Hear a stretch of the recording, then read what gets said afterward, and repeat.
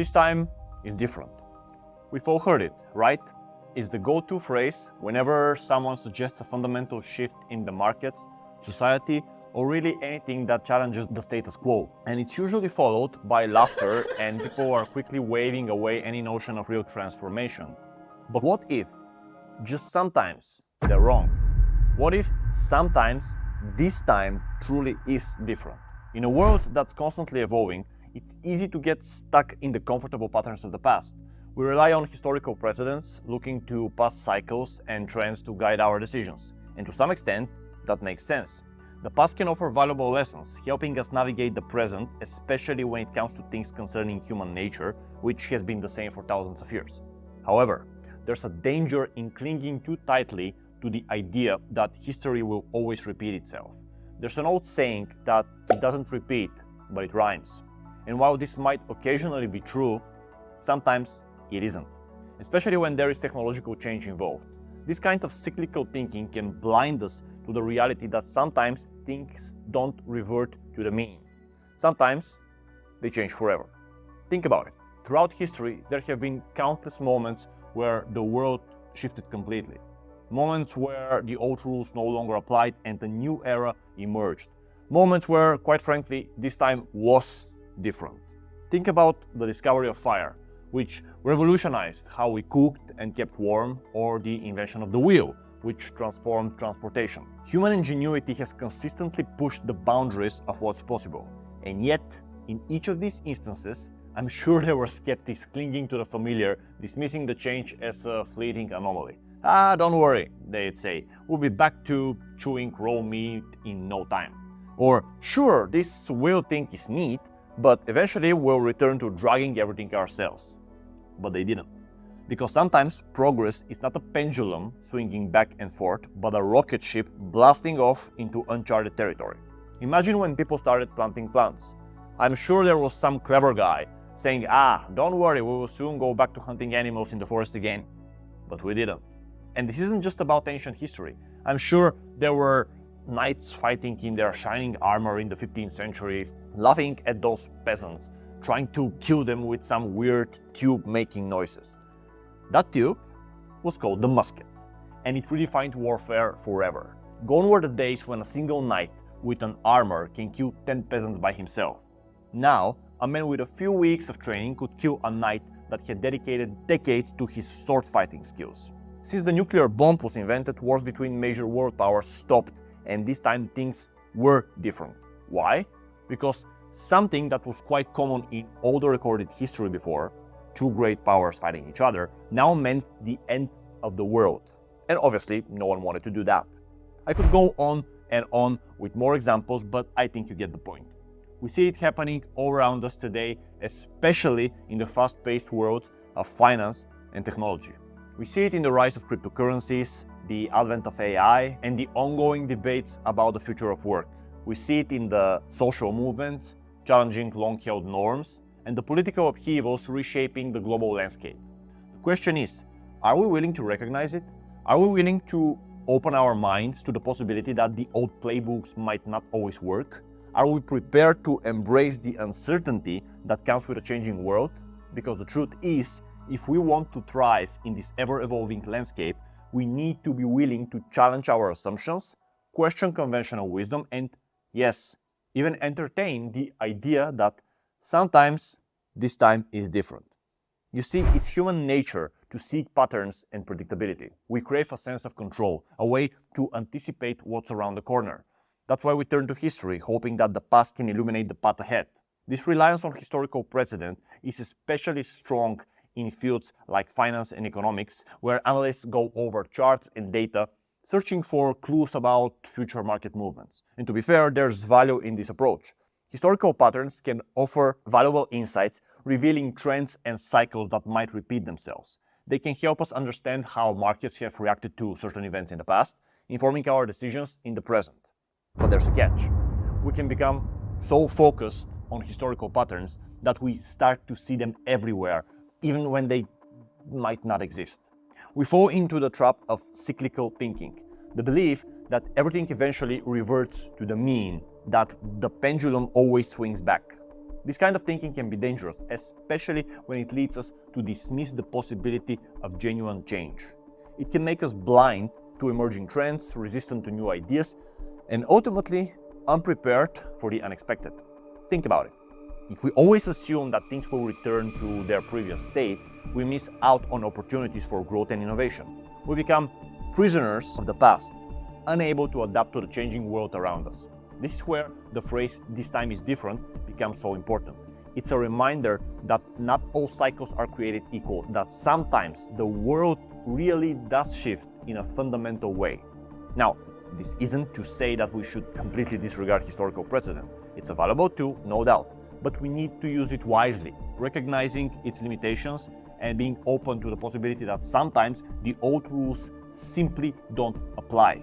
We need to cultivate a healthy skepticism towards the idea that everything always goes back to the normal. Because the truth is, if we want to stay ahead of the curve, we need to be able to distinguish between the cycles that repeat and the shifts that redefine everything. We need to be able to spot the moments where this time truly is different and adjust our strategies accordingly.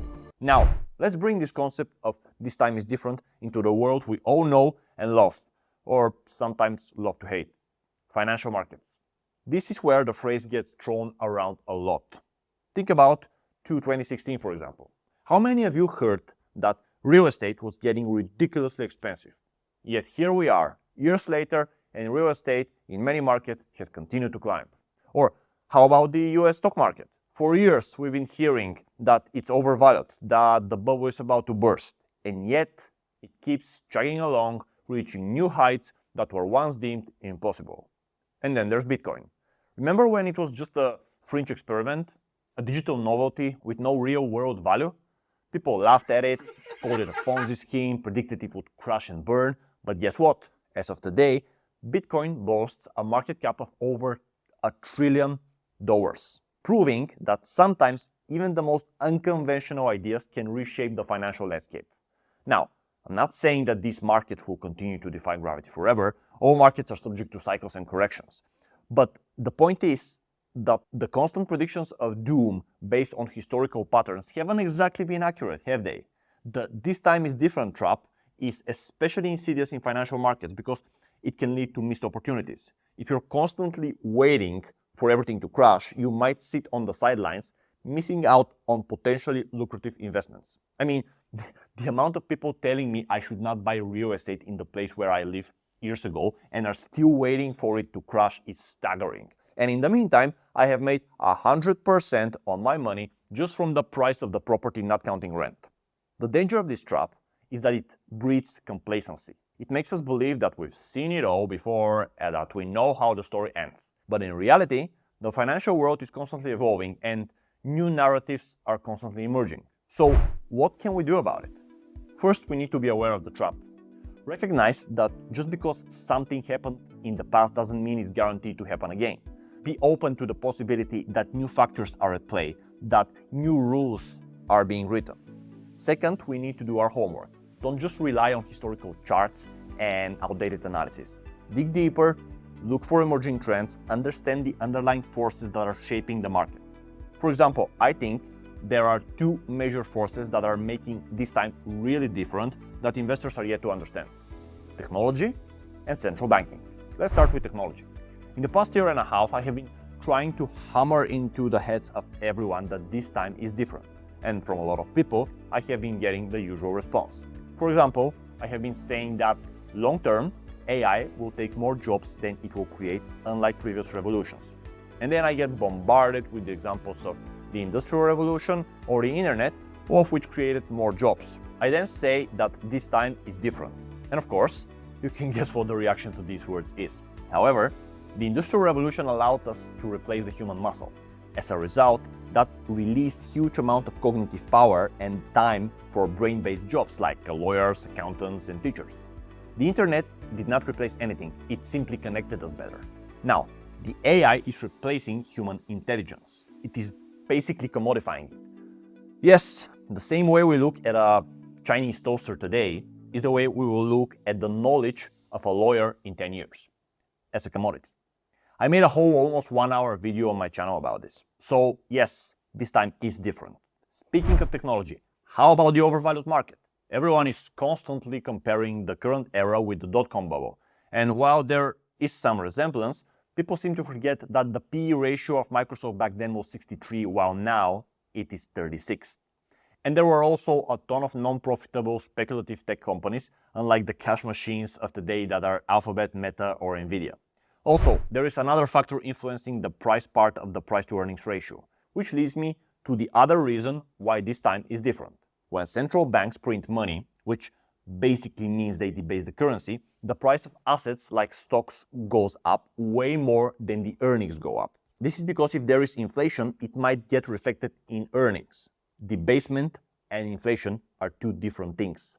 So a market with a PE ratio of, let's say 20, 10 years ago, could have looked like a bubble, but because this time is different, even a market with a PE ratio of 30 might not be in a bubble territory.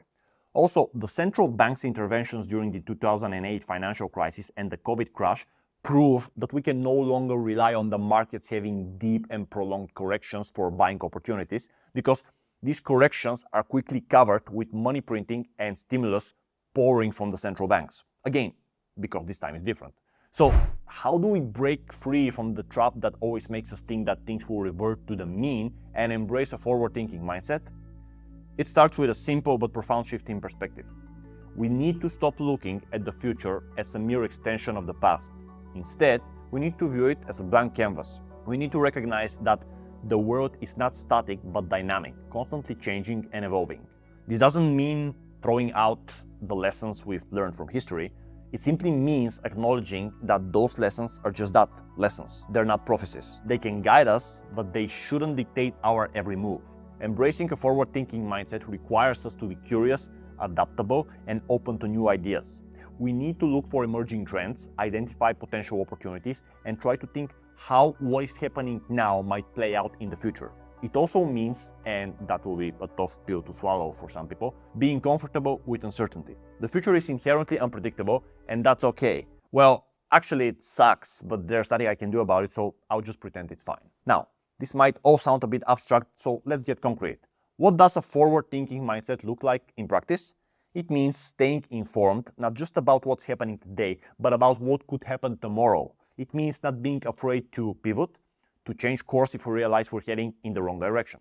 For example, a big shift that I'm doing in my investing after seeing what is going on with AI is to increase the number of broader-based ETFs and reduce the number of my individual holdings, because especially in the tech sector right now, I think it's impossible to predict what the disruption will look like. Now, that doesn't mean I don't invest in individual stocks, I still do, but for example, I don't want to even pretend I will be able to predict what the next big company will be in the tech or communication sectors. And most importantly, it means to never stop learning. The world is changing faster than ever before, and if we want to keep up, we need to be lifelong learners.